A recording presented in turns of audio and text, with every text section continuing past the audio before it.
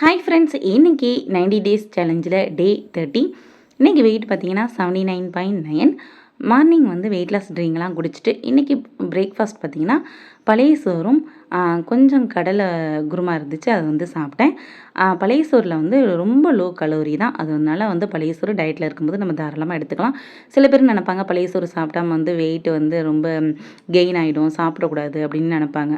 ஆனால் பழைய சோறில் வந்து வெயிட் ரொம்ப வந்து கலோரி வந்து லோ கலோரி தான். நான் ஒரு ஆப்பில் கூட போயிட்டு செக் பண்ணேன். இங்கே பாருங்கள், பழைய சாதம்னு போட்டுட்டு வந்து ஒரு 200 கிராம் வந்து போட்டிருந்தேன். 200 கிராமுக்கே வந்து கலோரி எவ்வளவு காமிக்குது பாருங்கள், 55 கலோரி தான் காமிக்குது. அப்போ 200 கிராம் நம்ம பழைய சோறு சாப்பிட்டாவே வெறும் 55 கலோரி தான். அதனால் தாராளமாக சாப்பிட்லாம். லஞ்ச் பார்த்திங்கன்னா கொஞ்சமாக சோறு, மீன் குழம்பு, மீன் மண்டு, 2 வறுத்த மீனை வச்சு சாப்பிட்டேன். டின்னர் 4 பிளாச்சில் 2 துண்டு பப்பாளி சாப்பிட்டேன். ஓகே ஃப்ரெண்ட்ஸ், நாளைக்கு பார்க்கலாம். டாட்டா பாய்.